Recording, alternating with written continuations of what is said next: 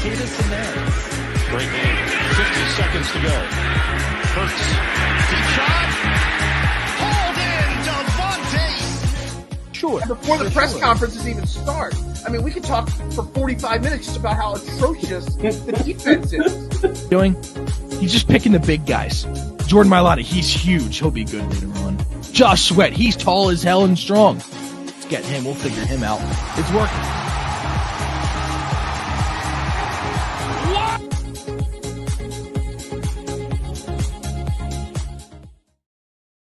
Good morning, everybody, and welcome to Trending in the AM. We're here live on Facebook, Twitter, Twitch, YouTube. You know the drill. Share that like button, or hit that like button, hit that share button, retweet. Every single one of those buttons. Facebook, Twitter, YouTube. On YouTube, make sure you hit that subscribe button as well. We're brought to you here at DSM Media and Trending in the AM by Manscaped, the leader in men's grooming products. Make sure you check them out at manscaped.com. The leader, like I said, in men's grooming products, the GOAT and below the waist maintenance. Make sure you check them out, manscaped.com. Use promo code TRENDING, the name of the show, at checkout to get you 20% off and free shipping. Make sure you check them out and let them know that I sent you here from the show. We're live because it's Victory Wednesday, not Victory Monday, Victory Wednesday. I put the link to the show. I was trying to get our show to have access to have call-in today. Haven't figured out the technical. I've got all the right wires. I've got all the right plugs. Couldn't figure out how to actually link the volume from the phone calls into the show. So I'm working on it. Hopefully, maybe by tonight's show, Trending for Four Quarters, maybe later. I'm not sure. I'll get the call-ins set up soon. Don't worry. But if you want to join in the show, I've gone over onto the Twitter page. I've put the link on the show. On YouTube, I've put the link to the show. And just as a reminder for everybody, I'm going to copy and paste the link here in the comments section as well to make sure that everybody that wants to get in and talk about the big win yesterday against the Washington football team. I almost said something else there. The Washington football team. There's your link. It's on YouTube. It's on the DSM Facebook page. It's on the DSM Twitch page. Click that link. It's over on the Twitter page as well. You could join in. We could talk about the big 27-17 victory over the Washington football team. And let's be honest, the initial thing to say is we won by 10, 27-17. But it wasn't even that close. It definitely seemed like the Eagles just completely 110% dominated that game, no doubt about it. And that's good. And that's what we want to see and what we want to have happen when we're playing a short-handed team decimated by COVID that Washington was. They tried to give Washington every opportunity to get as many players healthy. Some did come off the COVID list before the game. Unfortunately, Gilbert, what's eating Gilbert great. Garrett Gilbert was their starting quarterback last night. And you can tell, he actually completed a half-decent amount of passes, 20 of 31, 194 yards. The guy was completely overmatched, and that was pretty obvious right there. It was what we expected. It was what we had hoped for in the game. Jalen Hurts had probably his best game as a pro so far. His completion percentage was one of his highest of his career so far, 20 of 26, threw for almost 300 yards, had a touchdown interception, a 110 quarterback rating. Great effort all around from him. But even though he threw the ball 26 times, we still ran the ball 33 times with our running backs, and we know that is our bread and butter. That is how we are going to continue to go forward and win football games. Pound the rock with Miles Sanders, pound the rock with Jordan Howard. Even Jalen Hurts had 8 rushes, which actually is something we'll get into as we go on here. I love the fact that he only had 8 rushes, not 18, 15 like he's had in previous games. So Miles Sanders, 8 rushes, 131 yards. Jordan Howard, 15 for 69. And again, the 8 carries for Jalen Hurts for 38 yards. Just an all-around, well-coached, well-played, well-called game from Nick Sirianni. It kind of started out scary, and I know a lot of people were scared at the beginning of the game. Anybody watching, make sure you let me know if you can hear me okay. I'm still working out with this new equipment and stuff like that, so still trying to figure out the details. Let me know in the comments section on Facebook and YouTube if you can hear me okay. If you can't, I can always make some slight adjustments to the knobs here. But yeah, a well-coached game, and it started out. I know everybody got real scared really fast there because obviously really early on, there was a really bad interception there from Jalen Hurts. It wasn't even Jalen Hurts' fault, obviously. It was right off the hands of Dallas Goedert, bounced off his foot, popped right up into a Washington hand, and of course, instantly, the defense was put back against the wall, just like against the Jets when we gave up that big kick return, which we're going to get into the special teams at some point here today. Big kick return and or big interception puts the defenses back up against the wall, and then they're stuck. They give up a touchdown there. We're down 7-0 early. Then right after that, Jalen Hurts comes out, fumbles the football. And you saw, the defense was able to hold him to a field goal there. We're down 10-0 early. You saw Nick Sirianni going right at Jalen Hurts, giving him a talking to, we'll just say, and making sure he realized, that was unacceptable. And as Nick Sirianni said after the game, he brought up the fact that, we're not going to, coach him lightly. We're going to coach him hard. That's the way his dad coached him. That's the way he was coached in high school and stuff like that. And he seems to respond to that level of coaching, that hard, tough love type coaching. And he responded, Jalen Hurts, because he came out after that, and we scored 20 unanswered points. We completely took over the game, dominated the game. And while we ran the ball, with our running backs 33 times compared to the 26 pass attempts, we were pretty well balanced, offensively. We were throwing. It wasn't one of those games that we've seen lately from Jalen Hurts where he had 14 or 15 passes only. They were taking chances. They were moving the ball down the field. You saw some deeper passes. I mean, Dallas Goedert, again, another huge game after a 6 for 105. I know he had that drop that turned into an interception, and he did drop one other pass in the game, but 7 catches, 135 yards receiving for Jalen Hurts, or for Dallas Goedert, with 45 of his long. Jalen Reagor had a 34-yard catch. He caught 3 of 57. It was a well-rounded game. Devontae Smith had a 20-yard catch. Greg Ward, 2 catches, including a touchdown. 19 yards is long. We had some long pass plays.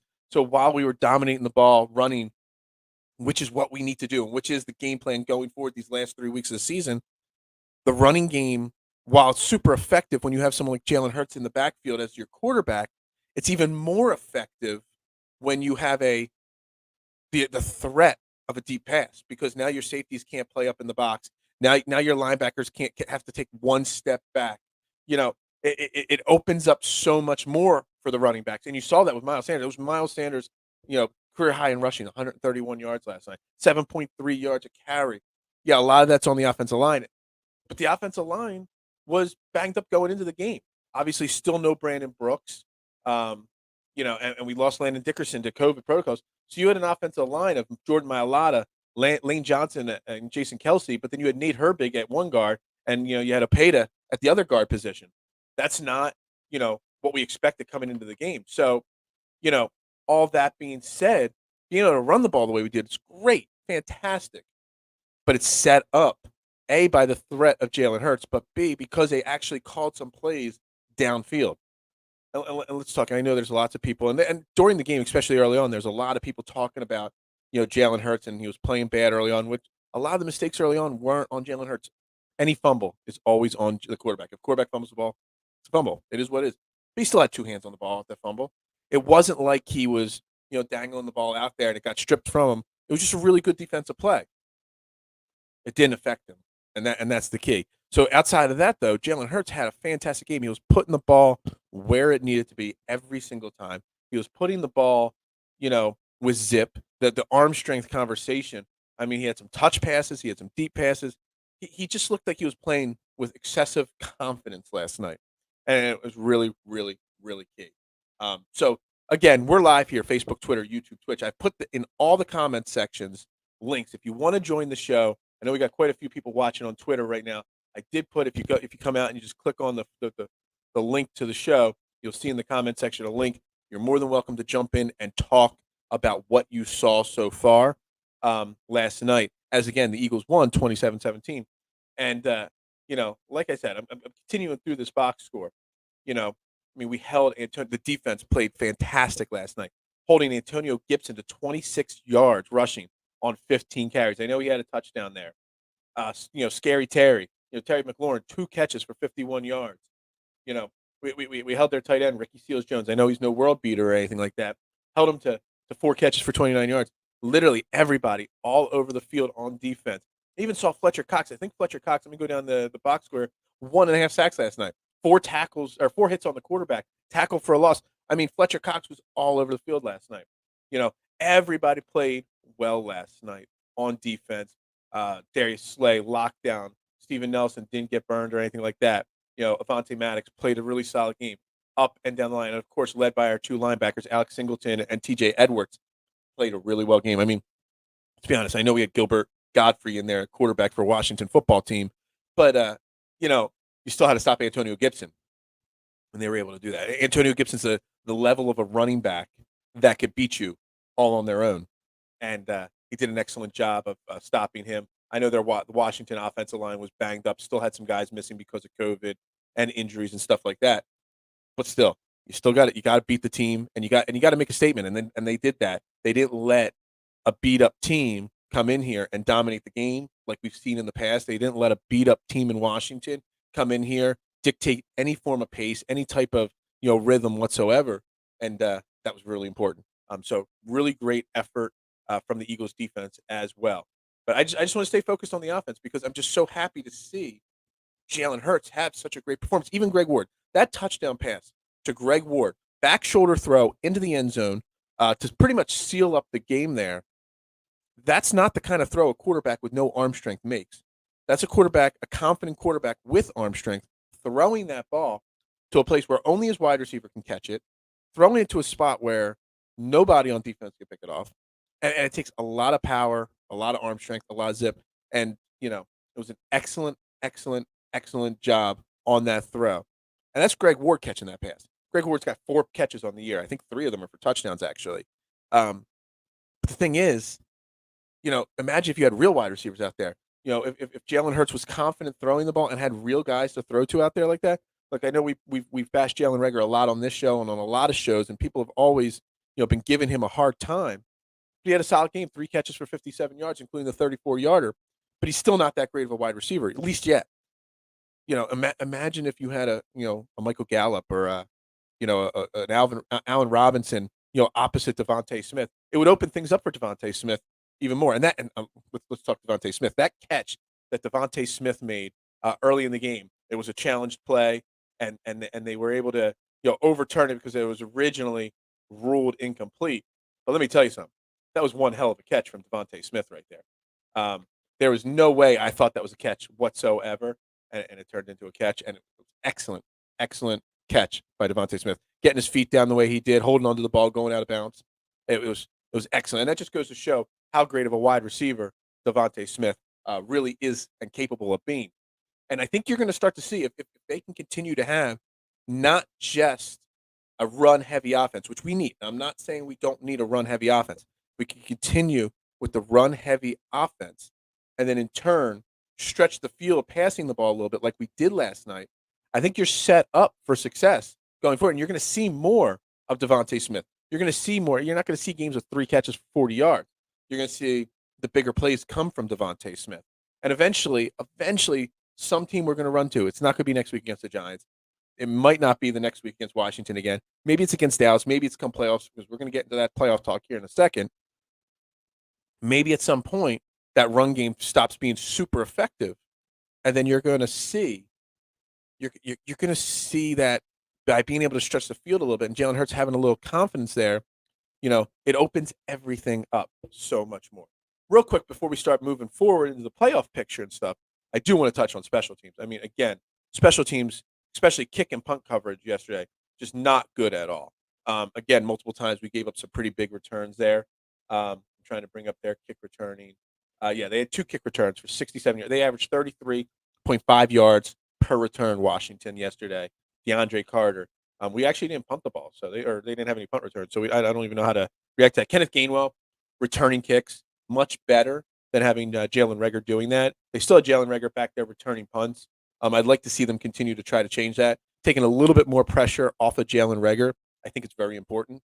So they definitely need to consider finding ways to continue to move him.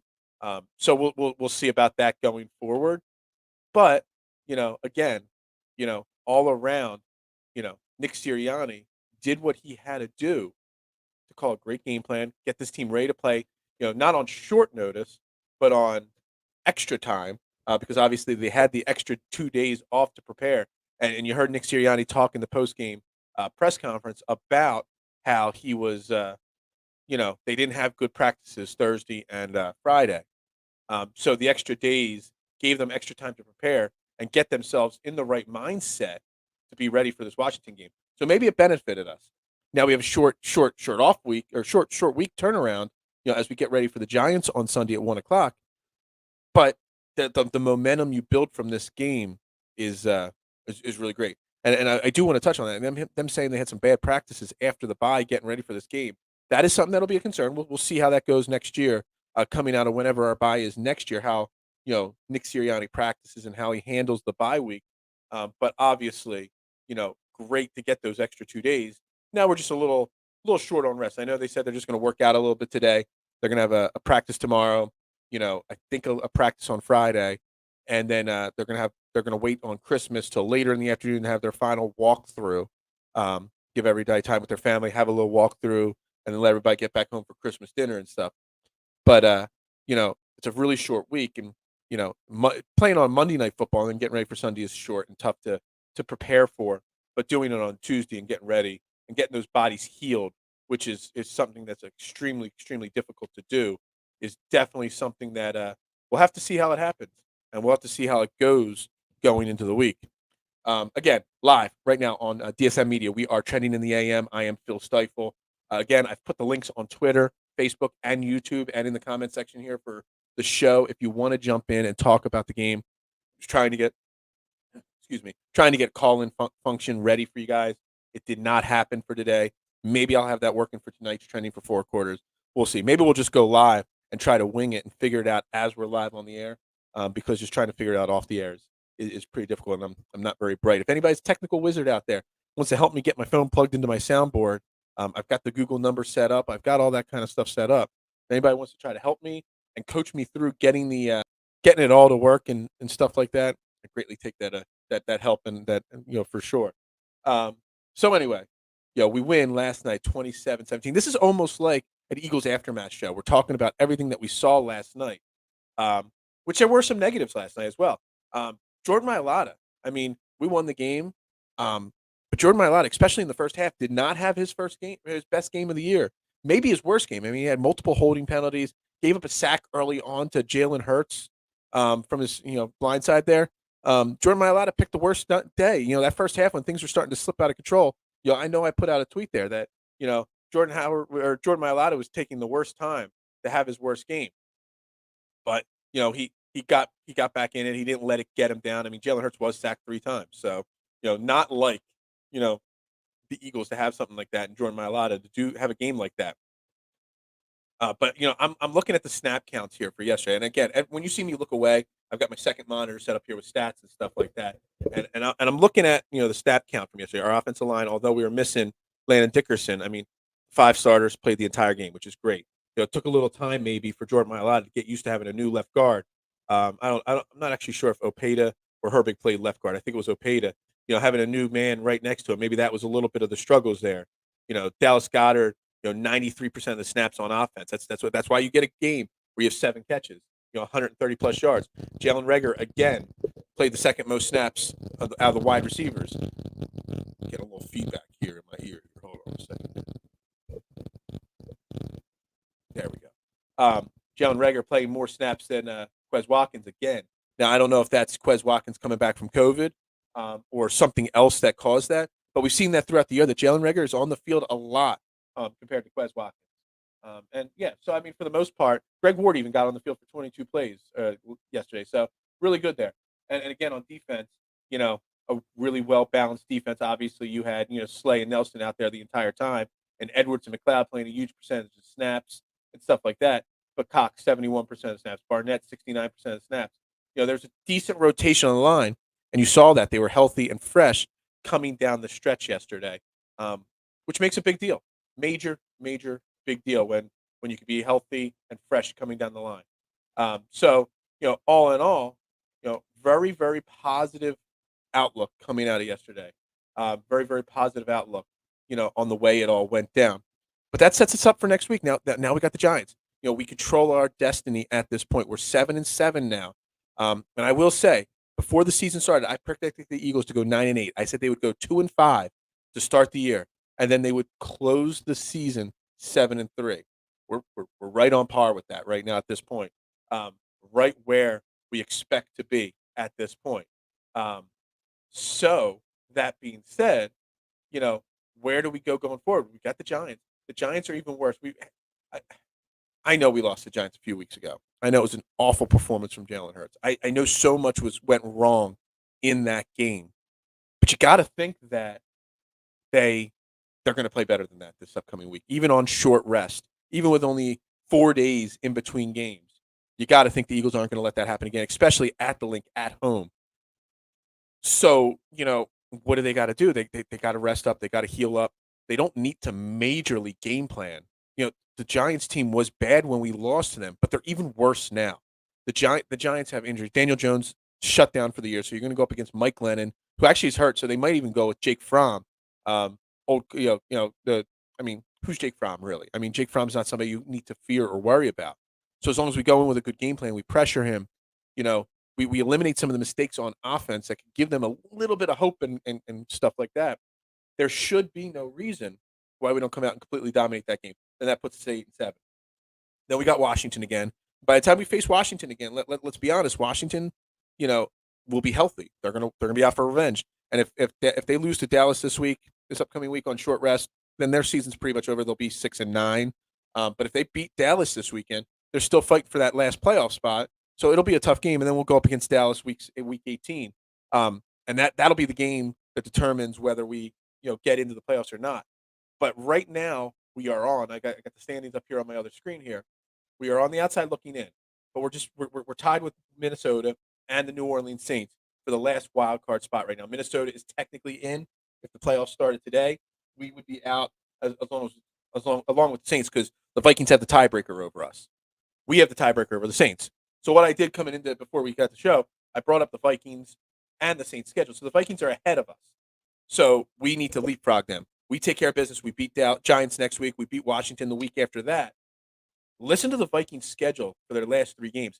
Next week, they are at home, but they got the Rams. The Rams won last night against Seattle, because that game got delayed as well to Tuesday night. Can they beat the Rams? I don't know. I mean, the Rams are going to be on short rest. They're going to go from L.A. all the way to Minnesota. I doubt it. Maybe not. I don't know. I know it is a day after Christmas. Then after that, even if they beat the Rams somehow next week, then they got the Vikings or the Packers the week after that in Green Bay. And then after that, they got the Bears at home to close the season. So conceivably, Minnesota could go 1-2. Best they're going to do is 2-1. They're not going to win out all 3 games, Minnesota. So right now they're 7-7. If they go 2-1, which would be a stretch for them to beat the Rams and the Bears, but it's possible. Weirder things have happened. They go 2-1. That puts them at 9-8. That means if we can take care of business against the Giants and the Cowboys, or Giants and Washington, Cowboys rest guys come week 18, and we win that. We win out. We get to 10-7. Well, all of a sudden now, we take care of business there, and we're good. Let's look at the Saints' schedule, who are below us, but we have the tiebreaker over them. Their schedule's a little easier looking, so they're 7-7 as well. They got the Dolphins this week at home on Monday Night Football, but the Dolphins are playing great football. Since all the talk of Tua, trading Tua, getting rid of Tua, bringing in Deshaun Watson and whatnot, I think they're on a 7-game winning streak right now, the Dolphins. And it's Monday Night Football, so it's a 27, so they can be home with their family. They could travel on Sunday the 26th and get to the game, rest up for a Monday Night Football game. New Orleans Saints are going to lose to the Dolphins on Monday Night Football. There's no doubt in my mind on that. And then the following week, they got the Panthers, who are dumpster fire, and then the final week of the season, they got the Falcons. But even though the Falcons are dumpster fire as well, let's be honest, Falcons-Saints games always, Matt Ryan always plays well against the Saints. It's always a huge division rival. But at best, the Saints are going to go 2-1, possibly 1-2. Because let's be honest, the Saints with Taysom Hill is not a good quarterback, not a good team overall. So what do they do there? We're in the driver's seat. I'm just, as I keep bringing up these schedules, we are in the driver's seat. You look at the rest of the standings. Now Washington 6-8, the Falcons are 6-8. They're just being at 6-8 with us at 7-7. These other teams at 7-7. It kind of takes them out of the picture a little bit. Carolina and Seattle technically aren't out of it at 5-9, But now that they're both 5-9, they're pretty much out of it now, in my opinion. So it's really coming down to the Vikings, Eagles, and Saints. And then you also got the 49ers. Let me bring up the 49ers schedule because they're sitting at 8-6. But, and in the sixth spot right now. But I actually didn't get their schedule up on the screen here. So the 49ers right now, their schedule is super tough. So they're 8-6. The 49ers, I'm looking at their schedule right now, could conceivably go 1-2 and also be 9-8. So I guess big picture, there's even a shot at the 6th seat in right now. And I'm not trying to get overreaction Monday. I'm not trying to be way over the top positive. If you look at it, the 49ers are on the road against the Titans. Titans are in a tight division battle for that division crown now with the Colts, who are playing out of their mind right now, running the ball with Jonathan Taylor nonstop. Then they're at home against the Texans, so that's an easy win right there. And then they go on the road against the Rams to close out the season on January 9th. Road game against the Rams. The Rams are fighting with the Cardinals for that number 1 seed. The Rams are fighting with the Cardinals and the Packers to get that first round bye. It may mean something, that game. If that game means something, there's a conceivable situation where the 49ers go 1-2 to close the season and finish 9-8. So again, it's just, we need to take from this Eagles win over Washington so much. We need to take away the positivity from it so that going forward, we can use that to build some momentum. So if we take care of business, everything is directly in front of us. It's up to us. We knew we had a tough schedule to start the season, hence why we went 2-5. On top of having a young new head coach, a young quarterback that was still, hypothetically speaking, in his rookie season, which I don't buy into that talk, but I get why people talk about that. But, we started with the tough schedule. We started with all these things against us. Now we're at the second half of our season. We knew we had an easier second half of our season, and it's showing. It's showing that there is the momentum we're building. We've got these easy games in front of us. All we got to do is take care of business. It's really, really, getting me deep down inside that we lost that Giants game a few weeks ago. Because could you imagine right now? I mean, we're 7-7. We could be 8-6 right now. We could be tied with the 49ers for the 6th seed. We would have our destiny even more in our control. But again, that average teams don't lose that. Good teams don't lose that game. And that's the problem there. We're still just a good team, an okay team, a retooling team. But you could still be an okay retooling team in this NFL and the parity in the NFL and make the playoffs. You could still do a lot of damage. If you got Jalen Hurts, you got Nick Sirianni. Even if they go one and done in the playoffs, making the playoffs is so much going forward for the growth of these guys and the coaching staff on learning. The amount of experience you get playing playoff football is intense. And I'll be honest, I predicted 9-8. That there might have been some fandom, some homerism in that prediction. If you talked to me 4 or 5 weeks ago when I went to the Chargers game 6 weeks ago, that I would be talking after week 15 about the Eagles in the playoffs on DSM Media, I would have called you. I would have told you I would have laughed at you if you said I would have been talking about that. But here we are. Week 15 is over, and we are in the thick of a playoff hunt in the NFL. And I can't be more excited about it as we go forward. Again, anybody that wants to jump in the show, you're more than welcome to. The links are on Facebook, Twitter, and YouTube. Make sure you grab them as we continue to roll on here on Trending in the AM. I promise at some point soon, I will have the call-in function set up. Maybe I'll talk to my boy Jake. I know him over at Talking 2-5. He's done it before. Anybody knows how to take calls on a show. I got the soundboard. I got the phone set up. I just can't figure out how to get the volume through the speaker and into the computer here for the show. But we'll figure that out and we'll work on that. Like I said, maybe I'll try to get that set up for tonight. But anyway, back at it here. Where do we go from here? We take care of business. We take care of business against the Giants. The team is just awful. I mean, there's no reason, no way, shape, or form that you can imagine losing to the New York Giants a second time this year. It just doesn't happen. It shouldn't happen, and it won't happen. And then we'll go into the new year with so much positivity going up against Washington again in Washington. And again, like I said before, there's no reason for Washington not to, come out, even if they're out of the situation, even if they lose to Dallas this week and their season's pretty much over. There's no reason why they won't come out a little fired up for the game. I know there's a lot of trash talk between Washington and Philly fans and the game being postponed. And yes, maybe Philly fans overreacted a little bit, but for good reason. Changing the rules as the commish did, changing the protocols as they did, giving the Washington team time to get guys back, which then in turn cost the Eagles guys because obviously, Landon Dickerson and I forget who the other guy was, ended up going on protocols, Monday. So, there's a lot of back and forth there, which way you want to look at it. But maybe we overreacted a little bit, but we still took care of business against Washington. So, shout out to the Ref the District crew. I appreciate them coming on last week and hanging out and all the banter this week, back and forth between the postponement of the game and everything. It's all in friendly, good fun. I love those guys, Nate, Stone Dog, Trev. They're great guys over there at Ref the District. Make sure you check them out for Washington sports talk. They don't just do Washington football team. They do basketball. They do baseball talk as well on their network. It was a lot of fun. But you know what? It's going to be the same way in 2 weeks when we go up against them again. Because even if they are out of it, even if they lose against Dallas and fall to 6-9 and pretty much write off their season, any division rival against the Eagles, the teams are going to come out wanting to play. Even against the Dallas Cowboys, even if we go into the last week of the season and they're resting their starters, it's still Dallas week. It's still, the backups of Dallas are still going to have pride in wanting to beat their division rival. So, on any given Sunday, especially this year with the parity in the NFL, any given Sunday, especially against a division rival, it's never a pushover, never at all. So, that being said, it is what it is. We control our destiny here. We do. And that's all we want to do is take care of business, take care of what's in front of us and continue going along on that path there. And if we take care of business, we beat the Giants this week. We beat Washington the week before, following that. We're there. The playoffs are right in front of us. The playoffs are right there for us to grab. And again, I never really deep down inside thought that this would have been an opportunity at this point. But here we are.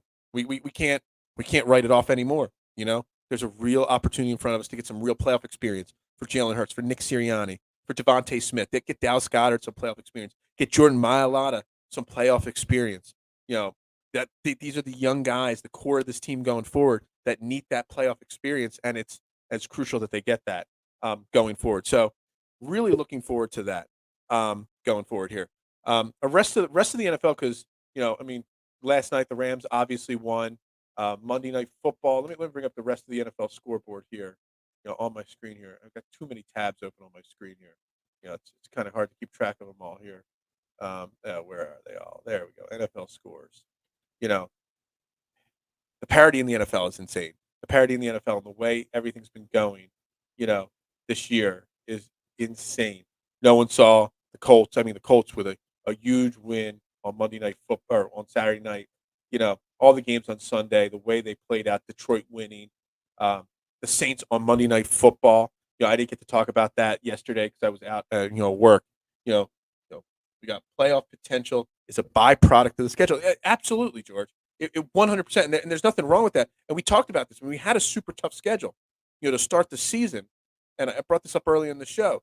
You have that super tough schedule to start the season. You have a young, inexperienced head coach, a young, inexperienced, quarterback.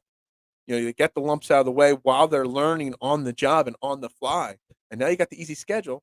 You can't discount the value of getting playoff experience, even if they don't make the playoffs.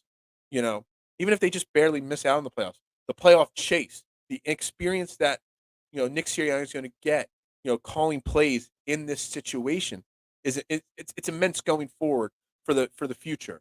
And that's what's super important about this time.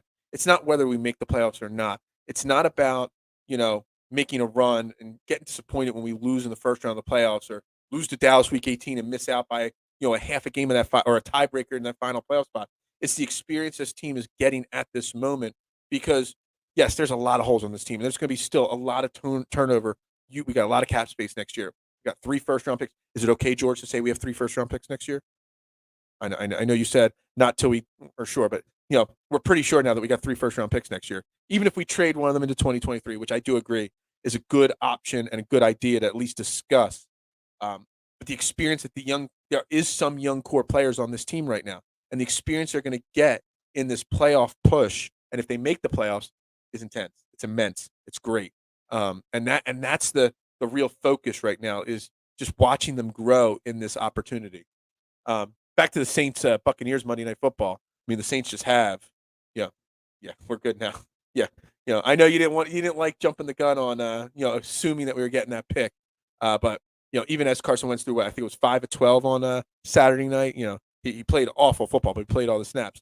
As long as the Colts keep running Jonathan Taylor as they are into the ground, it's not like that first round pick from them is going to be much more than a late first round pick at this point. Looks like all the first round picks that we're going to have, George, I appreciate you checking in here. We got another great comment here. Just need to stay grounded. I agree. Getting there would be nice, but that is where expectations need to end. Absolutely. I mean, my expectations are I don't even have expectations that I have to make the playoffs.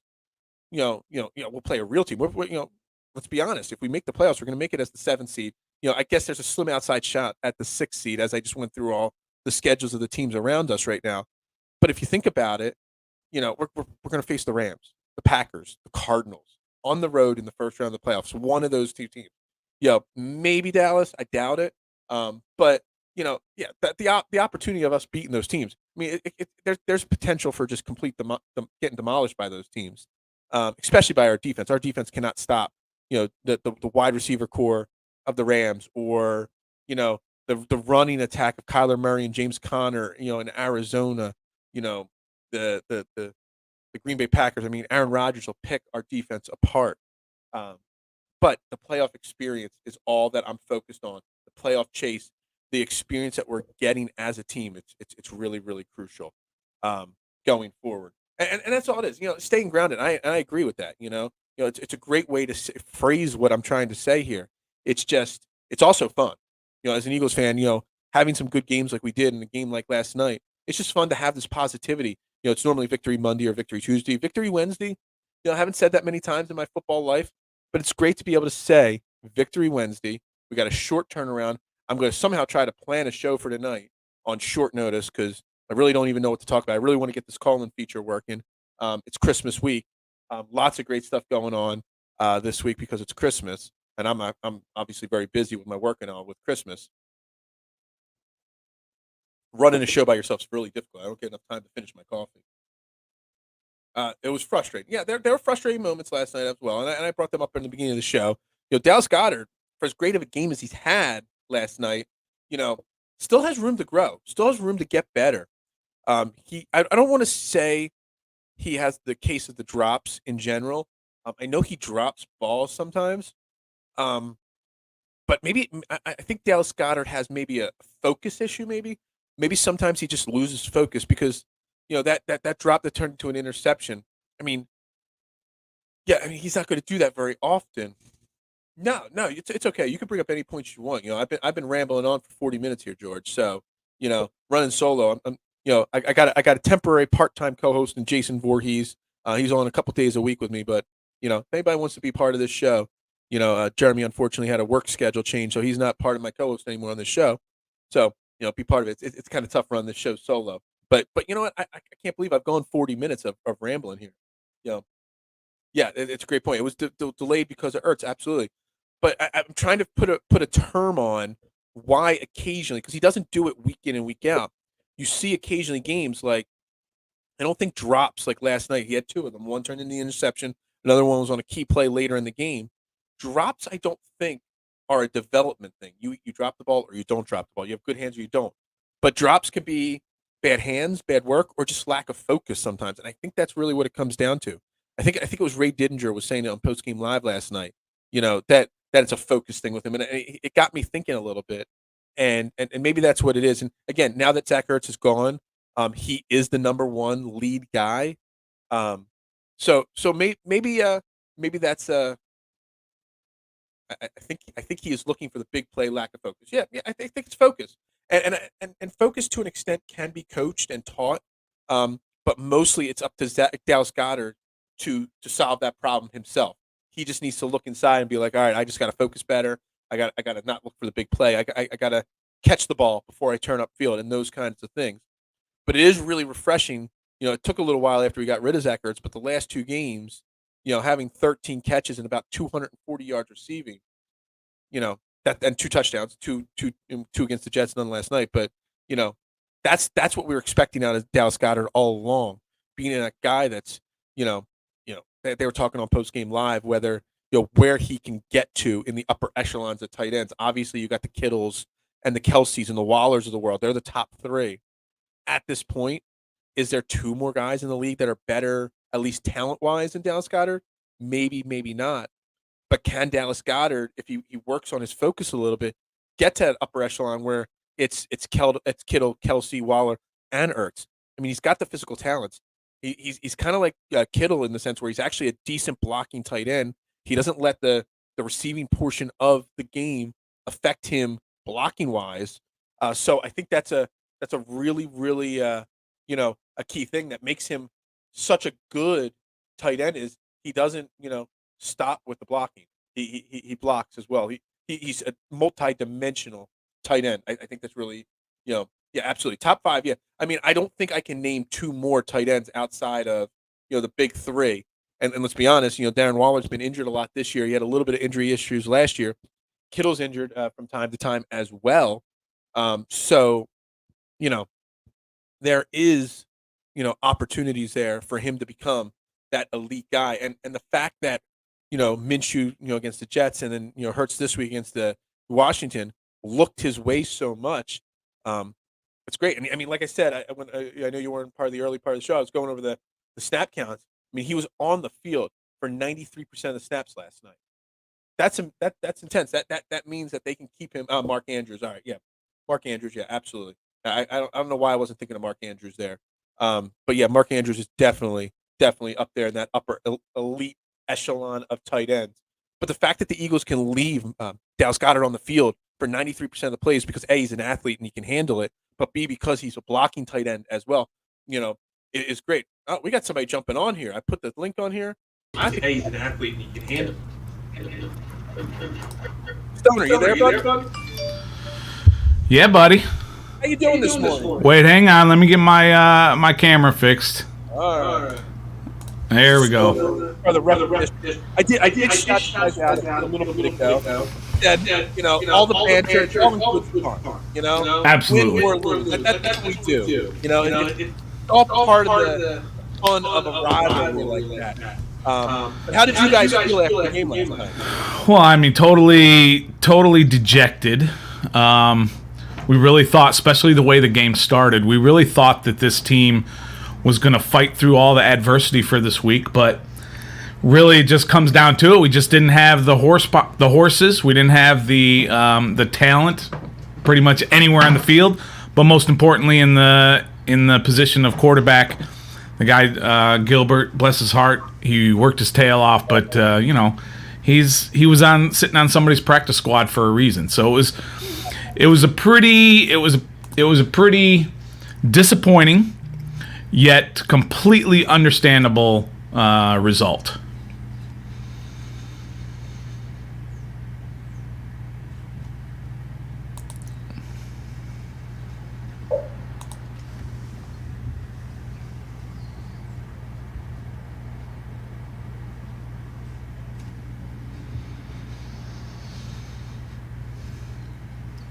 Sorry, now I'm having trouble hearing, but that's on me. Let me edit myself here. Mute myself while I get this fixed.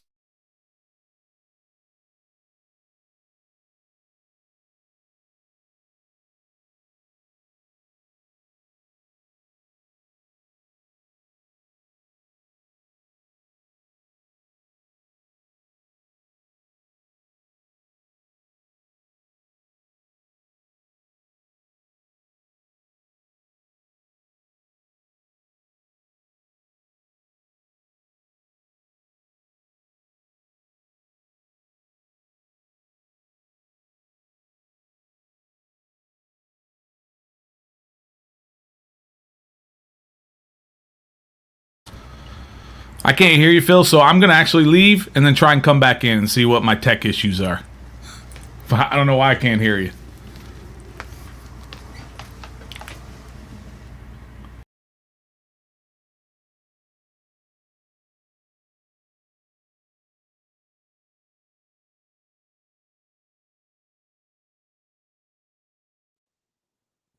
How about now, George? Can you hear me now, George? I don't know. I'm going to wrap this show up anyway because, this is getting a little, I got to really work on all this equipment here. Oh, well, that just totally ruined everything there. Man, totally took all the momentum right away. I had a great conversation. Yes, you can hear me now? Yeah, that's good. Hold on. Someone's in the private chat. Anyway, we're gonna wrap this show up anyway. At this point, I got to get some more practice on all this equipment. I should pack it all up, take it to work, and instead of working today, do some practice on my equipment. All right, yeah, you can hear me. I the echo button. I just turned. I was just turning buttons trying to figure out how to get this all to work. Yeah, I'm not the tech genius that others are. Anyway, big Eagles victory, big Eagles game. Short week. We'll be back tonight, trending for 4 quarters. Not even sure what the plan for the night show is. We're gonna wing it. Try to have a little Christmas theme to it. Try to find some people to come on and talk more about this and going forward. But yeah, I will talk to everybody later. Everybody, yeah, get out of this. Yeah, Al don't know nothing about this. Al just chew. I'm worried Al's going to chew holes through all these cords because he likes to chew on everything. Everybody have a great day. I'll talk to you guys tonight, 9:00 right here on DSM Media. Again, brought to you by Manscaped, the leader in men's grooming products. Check them out, manscaped.com, promo code trending at checkout. Everybody have a great day. Great December 22nd. And what time tonight? Tonight's 9 p.m. 9 p.m. right here on DSM Media. Again, I'm going to try to get the call-in function working. Stoner's going to try to come on one more time here. All right, what do you think? I think I can hear you now.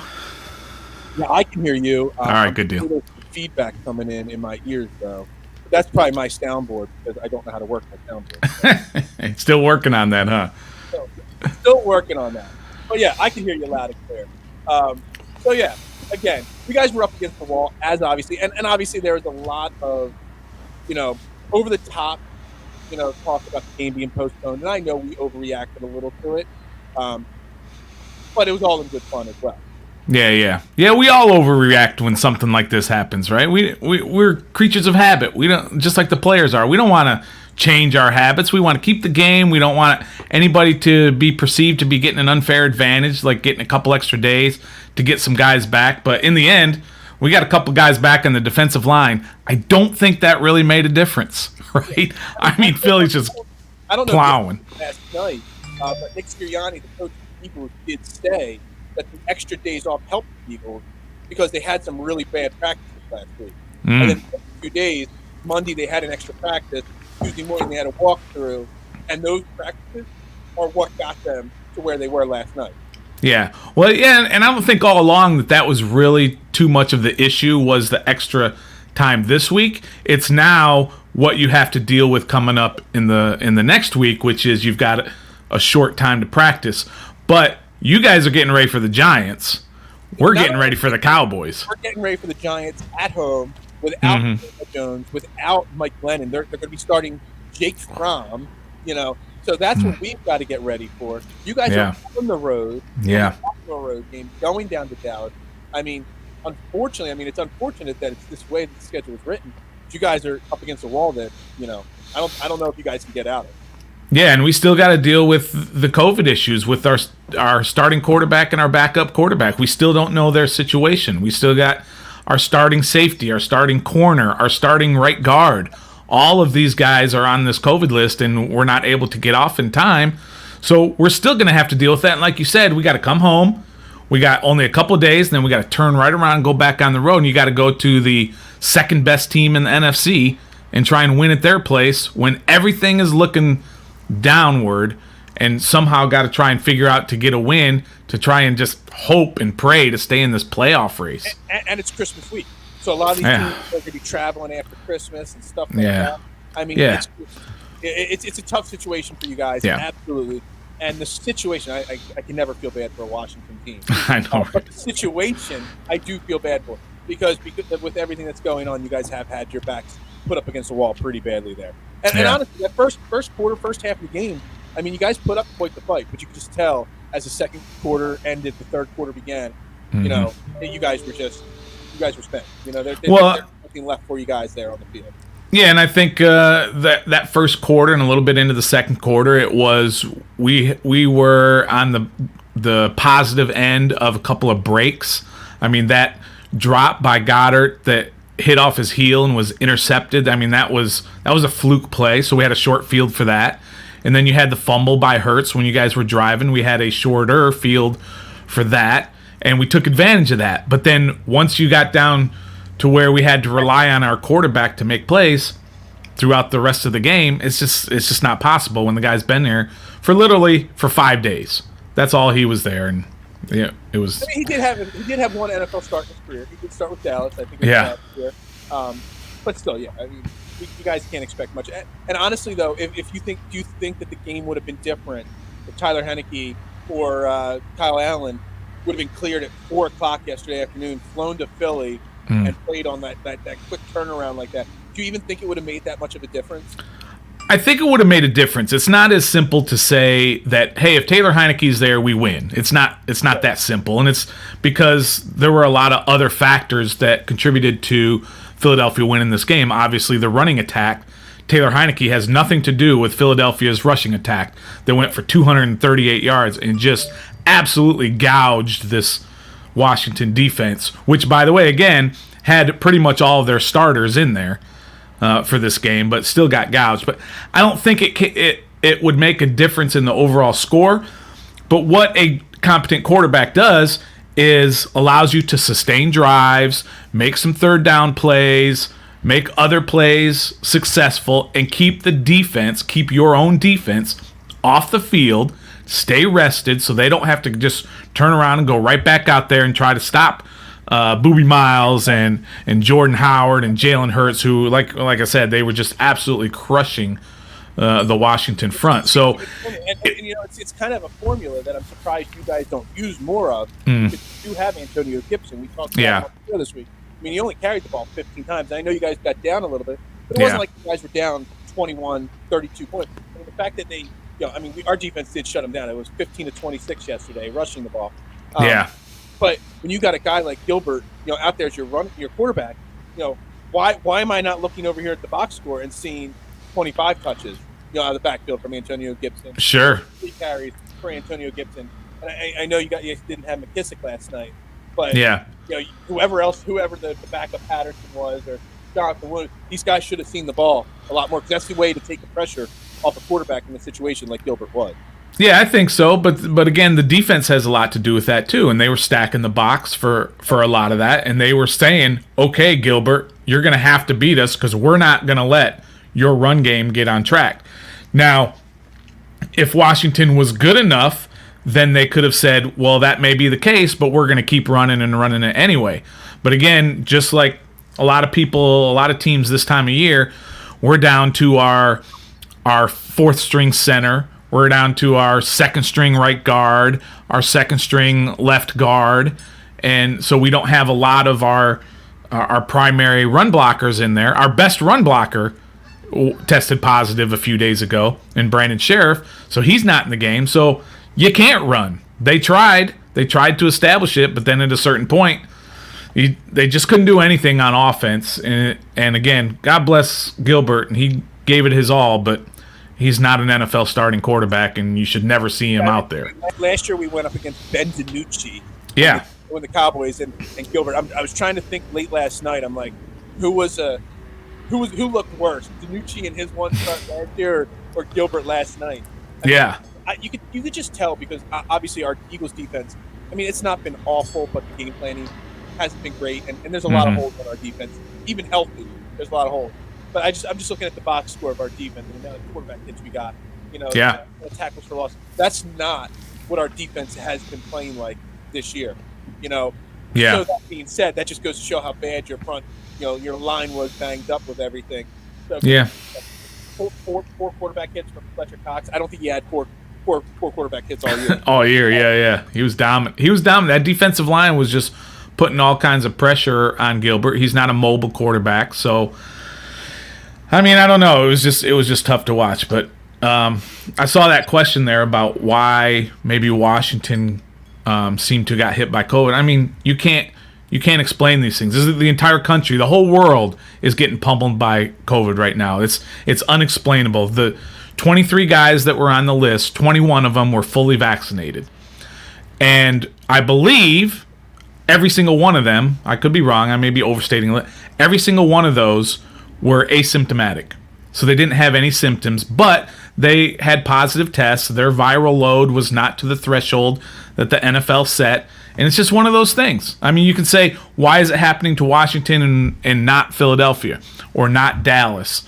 But I mean, it's happening to Washington. It's happening to Washington's hockey team. It's happened to the Brooklyn basketball team and the Lakers, and it's just raging all over the world. It's right now the Sixers' second time. And the Sixers. Yeah, game postponed, but we had an outbreak a month ago on our team. So the Sixers had 2 different outbreaks right now.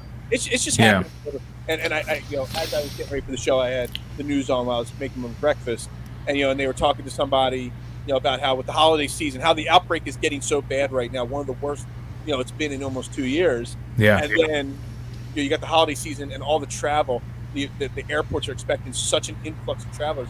It's just going to get not just in sports but just in life. It's just going to get so much worse in America in the next 3 to 5 weeks. So this is not going to. I could see more postponements coming in the NFL in the next couple of weeks. I could see postponements coming when the playoffs happen. See a lot. But they're changing their rules too, right? They're changing their policies. They're not going to test anybody from now on who is not showing any symptoms, unless. But they are doing those random tests too, right? They've got people there who are just saying, you know what, today you and you are going to test. Right. Symptomatic, asymptomatic, doesn't matter. We have to test a certain amount per day. But then if you get tested, then you got to go to that whole viral load and you got to hit a certain threshold. It's going to change, and they're going to continue to update it as we go along. But you're right. I fully expect someone in the playoffs is probably going to have an outbreak, and and what are you going to do? Postpone it a couple of days? But you saw in our case, we got 3 or 4 guys back, but we didn't get the 15 to 20 guys that we needed back, and it's just not going away. I mean, I got about 5 minutes left here, then I got to wrap this show up.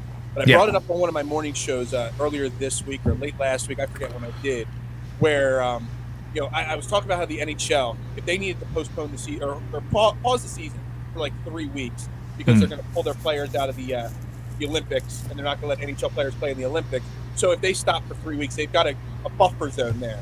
Do you think this isn't going anywhere? It's not going to be like magically by the next season of all these leagues. It's not going to be gone. I think the leagues need to start putting in bonus weeks throughout the season so that they can pause these and put an extra bye week for every team in the middle of the season, and then again at the end of the season. So if games have to get postponed, you don't have to play on short rest. If the NBA needs to pause for 2 weeks, they got a 2-week break in the middle of the season where they can make these games up. Do they need to better plan in advance for these kind of things?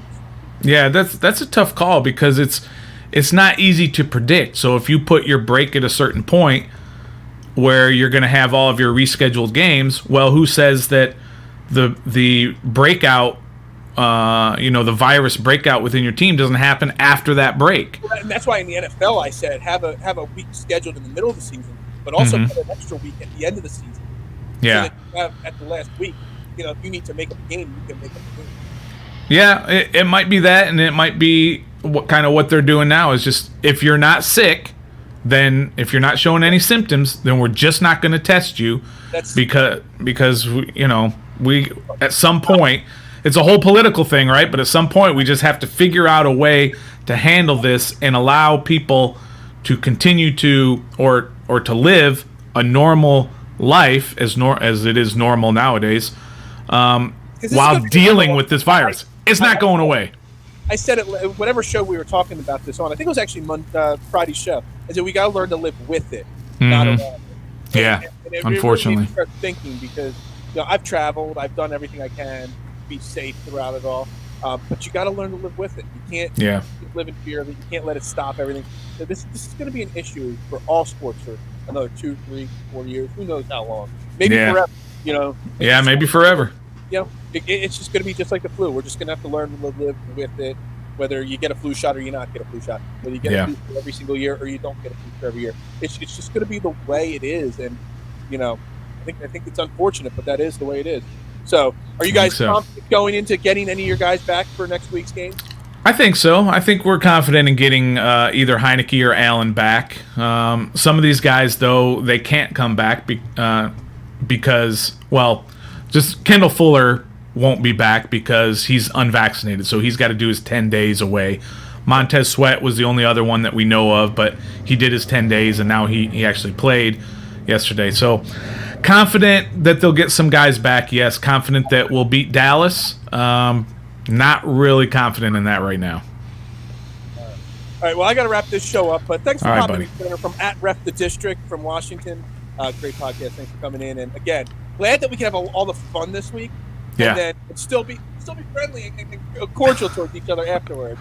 Of course, it's all in good fun. It's all about supporting our teams and having a love for, in our case, the Washington football team and all our DC sports. Thanks for letting me pop in for a little bit, and good luck against the Giants this week. All right, thanks a lot. Again, trending in the AM right here on DSM Media. We're going to wrap this show up again, brought to you by Manscaped, the leader in men's grooming products, manscaped.com. Promo code trending, 20% off and free shipping. Be back tonight, 9 p.m. We're trending for 4 quarters. We're going to start, talking Giants. We're going to start talking a bunch of other things. We're going to do a little Christmas theme here. Try to get the soundboard working even better, get more guests on, maybe get this phone call and system working. We'll see. Again, everybody have a great day. I'll talk to you later tonight, 9 p.m., right here on DSM Media. As I end every show, we just say, go Birds. Sound effect's not working. There we go. Play me off with some Go Birds right there.